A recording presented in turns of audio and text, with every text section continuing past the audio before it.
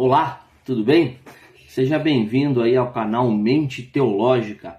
Hoje vamos aí encerrar aí a segunda parte, do vídeo sobre o cânon, do Novo Testamento. Então falamos sobre o cânon ou canon, do Antigo Testamento, e hoje vamos falar sobre o cânon do Novo Testamento nesse vídeo aqui.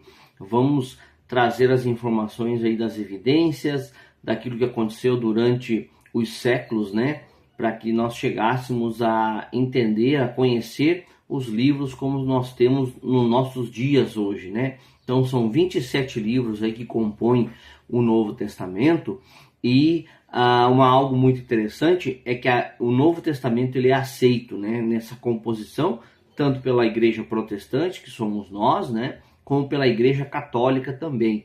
O povo hebreu, o povo judeu, ele não aceita, o Novo Testamento, ele apenas fica com o Velho, porque para o povo judeu, evidentemente, o Messias ainda não vem, eles não creem em Jesus Cristo como Salvador, como o Messias esperado por eles. Eles acham que Jesus ainda não veio para cumprir na sua totalidade as profecias do Antigo Testamento. Em relação a Cristo, para o povo judeu, as profecias ainda não aconteceram, por isso eles não creem no Novo Testamento.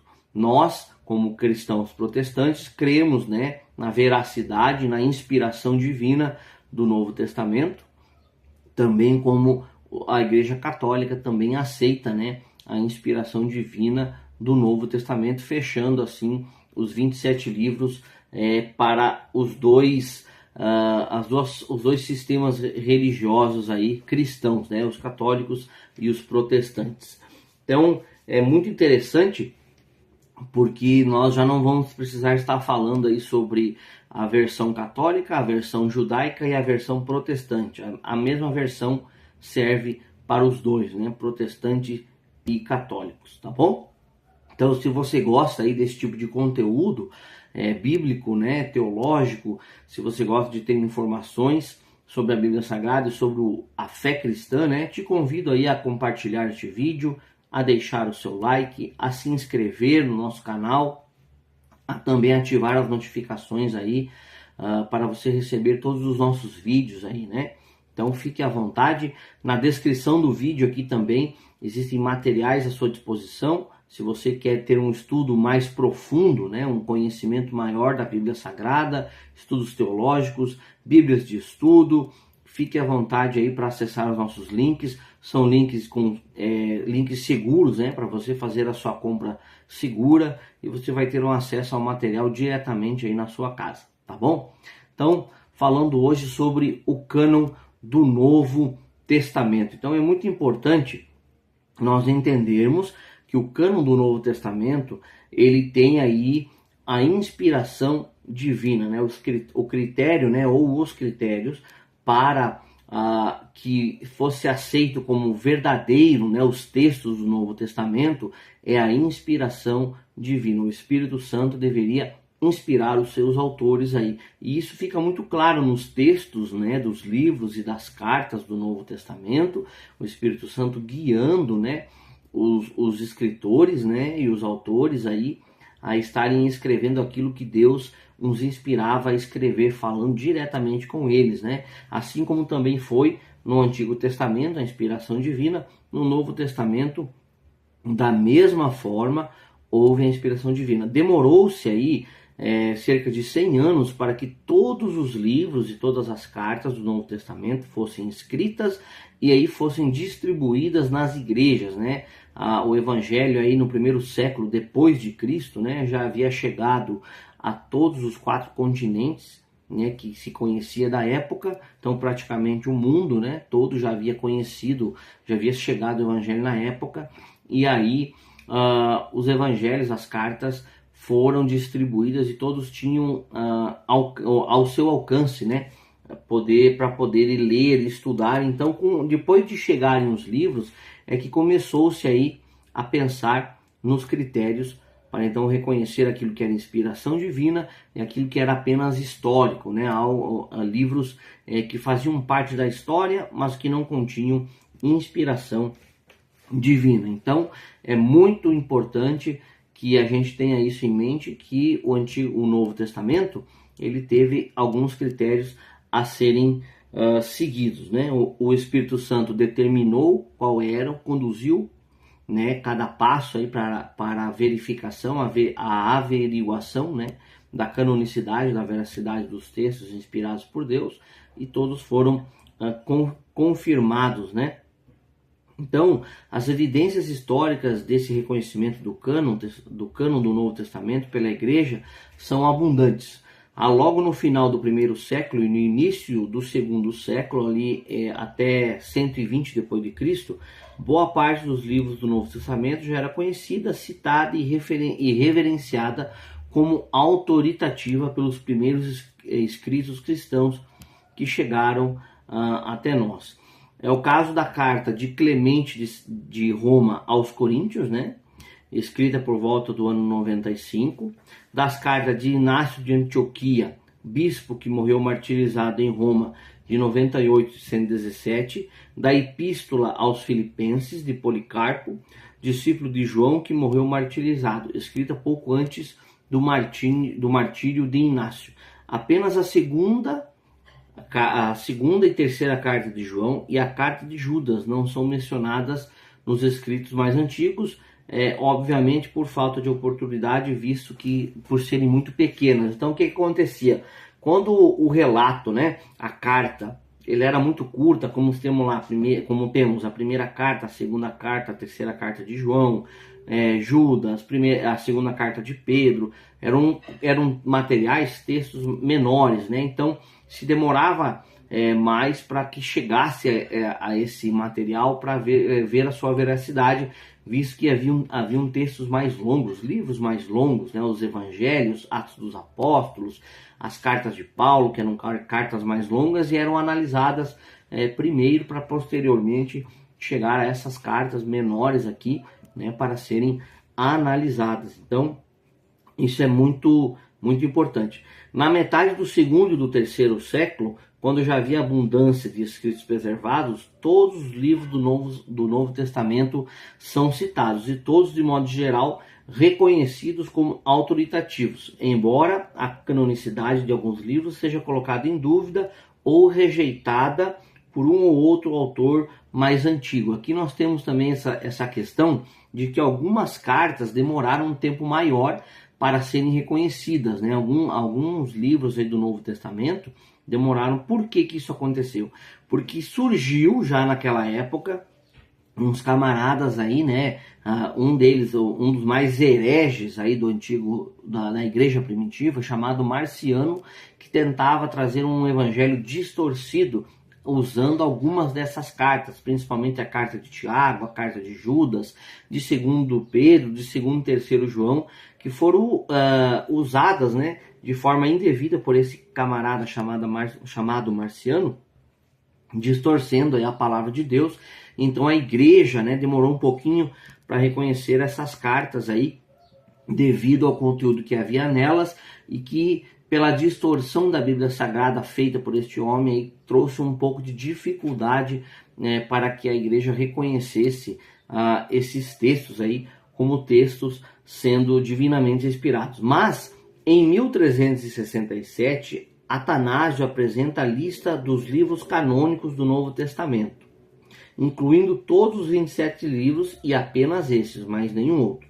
Finalmente, em 1327, o Concílio de Cartago, no Concílio de Cartago, a igreja reconheceu oficialmente todos os 27 livros, e só estes como canônicos. Essa decisão foi ratificada em 419. Então, em 397, o Concílio de Cartago reconheceu, né? Então, no primeiro século, né, no ano 100, 120, havia já chegado todos os livros e as cartas para os irmãos da igreja, tá? E no ano de 367, a igreja reconhece os 27 livros como canônicos, tá? Em 419, no Concílio de Hipona, a igreja ratifica mais uma vez, né, devido a alguns hereges que haviam se levantado naquela época para tentar incluir novos livros ali novamente, como havia sido feito no Antigo Testamento. mas a igreja mais uma vez se reúne aí, os líderes, né, da igreja em Hipona, e fazem lá mais uma vez a ratificação dos 27 livros apenas como sendo de inspiração divina, tá? Uma dos critérios utilizados para a inspiração, para reconhecer também os textos como inspiração divina, como fazendo parte do cânon sagrado, era a origem dos textos, sendo de origem apostólica, né? Então, sendo escritas pelos apóstolos ou por aqueles que andaram junto com os apóstolos, também eram reconhecidos como livros, né? Textos escritos verídicos e inspirados por Deus, né? O Novo Testamento também reconhecia os apóstolos como autoridades levantadas por Deus, assim como os profetas foram autoridades levantadas por Deus no Antigo Testamento. O Novo Testamento, para a igreja poder usar mais um critério, né, de reconhecimento da veracidade dos textos, os apóstolos eram considerados as autoridades da igreja, levantadas propriamente pelo próprio Cristo, né, para dirigir a igreja e conduzir a igreja aí no primeiro século, né, da igreja. Então isso também era utilizado, a questão apostólica, se foi escrita por algum apóstolo ou se alguém ligado aí a um dos apóstolos também já era considerado um livro canônico, né? Um livro por inspiração divina. Outro critério utilizado, né? O terceiro critério utilizado aí também era o conteúdo que havia dentro das cartas ou dos livros. Geralmente, ou em todos eles, os conteúdos eram conteúdos exortativos, de ensinamento, eram conteúdos que orientavam a igreja como devia acontecer e traziam aí as revelações dadas por Deus daquilo que Deus havia planejado para a humanidade, né? Claro que esses conteúdos também confirmavam com o Antigo Testamento, eles faziam essa verificação dos textos, né? E muitos deles confirmavam com textos do Antigo Testamento, as citações de Jesus, as citações de Paulo, as citações de outros apóstolos, né?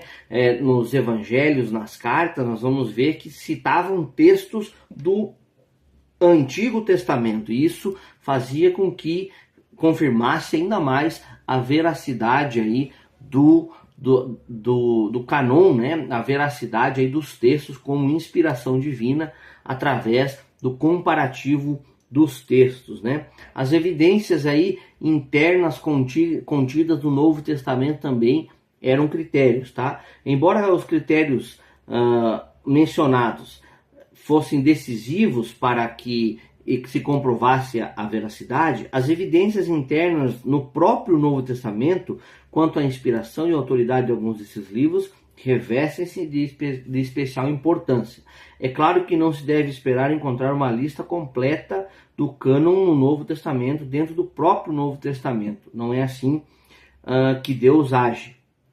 O elemento fé permeia toda a Bíblia, e a fé é a convicção dos fatos que não se vê. Entretanto, não significa de modo algum que os autores dos livros do Novo Testamento e seus primeiros leitores não tivessem consciência da inspiração desses livros. Alguns assim afirmam, dizendo que, de início, as cartas e os evangelhos foram escritos e recebidos como cartas e livros comuns, sem pretensão de inspiração ou canonicidade por parte dos autores e leitores. Contudo, tal afirmação não corresponde aos fatos. Há no próprio Novo Testamento evidências claras de inspiração, autoridade e consequente canonicidade desses livros, tá? O apóstolo Paulo não escreve como alguém que aconselha, exorta ou ensina de si mesmo, mas com autoridade divina extraordinária. Então, como eu falei, ali dentro do Novo Testamento você vê que os apóstolos e os discípulos e os escritores dos livros e das cartas trazem aí uma autoridade lhes dada por Deus para escrever. E eles mesmos afirmam dentro dos textos em que eles estão escrevendo essa autoridade, que Cristo lhe concedeu essa autoridade, e então ele está escrevendo, ele está exortando a igreja. Um exemplo aqui, a carta do apóstolo Paulo, né, aos Gálatas 1:8, dizendo: ainda que nós, ou mesmo um anjo, vindo do céu, vos pregue outro evangelho que vá além do que vos tenho pregado, seja anátema. Ele explica logo a seguir quando afirma: o evangelho por mim anunciado não é segundo o homem, porque eu não o recebi, nem o aprendi de homem algum, mas mediante revelação de Jesus Cristo. Então Paulo está afirmando que o texto, a carta que ele está escrevendo aos irmãos em Gálatas, é de total revelação e inspiração divina. Então, dentro do próprio Novo Testamento, há o testemunho, né, das pessoas que estão escrevendo, que Cristo quem os revelou e os inspirou a escrever os textos sagrados, tá? Então, eles tinham aí, os textos do Novo Testamento, eles tinham aí características exortativas, ensinativas, disciplinares, né, proféticas também. Então, tudo isso cria as evidências para que a gente veja que os textos do Novo Testamento são de inspiração divina, tá bom? Também temos aqui outro exemplo, né? Outra razão ainda temos nós para incessantemente dar graças a Deus, que tem de vós recebidos a palavra de nós, que de nós ouvistes, que é de Deus. Aconselha-te não com palavras do homem, e sim como em verdade é a palavra de Deus, a qual com efeito está operando eficazmente em vós, os que credes. Aqui mais uma carta de Paulo, 1 aos Tessalonicenses 2 e 13. Então Paulo mais uma vez está ratificando que aquilo que ele tem falado não vem dele, vem de Deus, vem de inspiração divina, tá? Então Paulo aqui também cita, né, alguns textos aqui relacionados à autoridade do Antigo Testamento, né? E tende por salvação a longanimidade de nosso Senhor, como igualmente o nosso amado irmão Paulo escreveu, Pedro, né? Pedro que faz essa ratificação de que Paulo recebeu inspiração divina. Então ele fala: e tende por salvação a longanimidade de nosso Senhor, como igualmente o nosso amado irmão Paulo vos escreveu, segundo a sabedoria que lhe foi dada, ao falar acerca desses assuntos, como de fato costuma fazer em todas as suas epístolas, nas quais há certas coisas difíceis de entender, que os ignorantes e instáveis deturpam, como também deturpam demais as escrituras para a própria destruição dele, tá? Então, fechamos essa parte aqui dos critérios que eram utilizados, né? Pedro também está confirmando aqui a veracidade dos textos e inspiração divina. E vamos aqui para os livros que tiveram uma dificuldade na aceitação da igreja, né? Nós temos livros aqui que tiveram, por causa das distorções aí de alguns hereges que se levantaram no tempo da igreja primitiva, como existe nos nossos dias também, teve textos ali, teve cartas, né? E livros que tiveram dificuldades na aceitação. Quais foram essas cartas aí, livros, tá? Hebreus, Tiago, 2 Pedro, 2º, 3º João, Judas e Apocalipse, tá? Mas por que aconteceu essa dificuldade, né? Não é difícil compreender as razões dessa relutância, pois cada um desses livros apresenta uma ou outra característica de que, de certo modo, justificava o zelo por parte da igreja em averiguar cuidadosamente a canonicidade deles. Afinal, haviam outros livros cristãos de conteúdo fiel e ortodoxo que poderiam ser confundidos se não houvesse discernimento por parte da igreja, a exemplo do que aconteceu com os apócrifos do Antigo Testamento pela igreja católica. Então era necessário que eles tivessem esse cuidado aí, tá? Para que não fossem colocados livros ali ou cartas que não eram de inspiração divina e acontecesse o mesmo problema como aconteceu no Antigo Testamento, tá? No caso da carta de Hebreus, o problema estava na autoria e no estilo. Então a tradição dizia ser Paulo, mas não há o nome do autor como é costume de Paulo. O estilo também não é exatamente o mesmo, embora haja muita semelhança. Então até hoje ainda se há uma discussão se a carta de Hebreus foi escrita por Paulo ou não, tá? Essa discussão. A questão é que a inspiração dada ali e o texto, né, o corpo do texto trazido ali é sim de inspiração divina e também corrobora com as outras cartas, né? Traz os ensinamentos muito parecidos com os das outras cartas e também completa os textos aí do Antigo Testamento, tá? Em relação à carta de Tiago também se teve um problema, né? A aparente discrepância doutrinária com as demais cartas e a possibilidade de haver sido escrita por outro Tiago certamente dificultaram o reconhecimento da canonicidade. A carta de Tiago, ela vem frontalmente, ela bate frontalmente com os ensinos de Paulo. Paulo ensina aí a salvação pela graça, por intermédio de Jesus, que as obras não salvam, né? Que as nossas obras não nos salvam, não nos trazem salvação, mas Tiago diz na sua carta que a fé sem obras é morta. Então, aparentemente, Tiago está dizendo, se você ler de primeira mão, né, de primeira vez, você vai entender que a carta de Tiago está contradizendo as cartas de Paulo, que Paulo diz que fé sem obras é morta. Então, dá essa discrepância aí nas leituras.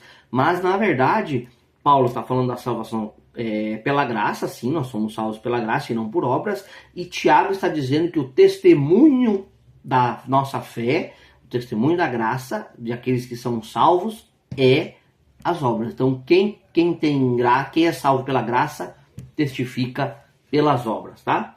Também tivemos aí dificuldades, né, nas outras cartas, como 2 Pedro, Judas, 2 e 3 João, também no livro de Apocalipse, né?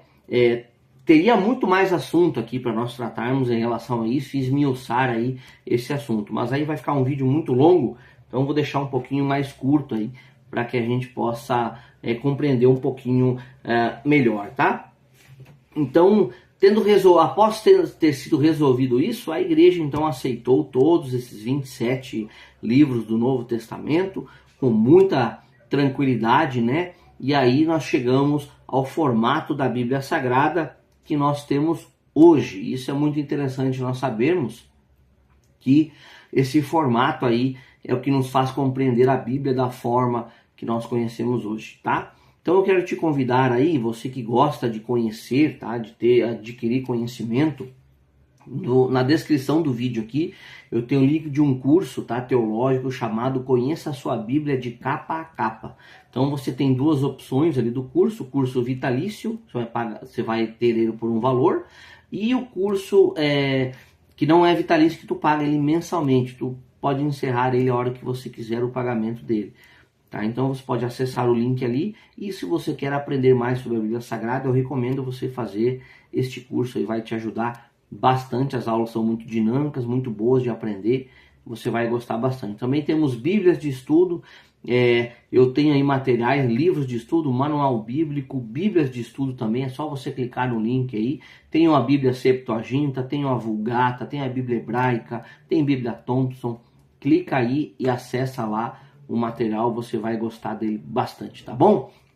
Vamos encerrar esse vídeo por aqui. Você que não é inscrito no canal, se inscreva, deixe seu comentário, sua sugestão, sua opinião, será muito bem-vindo aqui, e teremos vídeos aí nos próximos vídeos, né? Nós nos encontraremos novamente e iniciaremos aí de forma mais direta agora dentro da Bíblia Sagrada aí, iniciando aí o primeiro livro de Gênesis, as divisões que foram feitas na Bíblia, e iniciaremos o primeiro livro de Gênesis aí do nosso panorama bíblico, tá bom? Um abraço e até o próximo vídeo.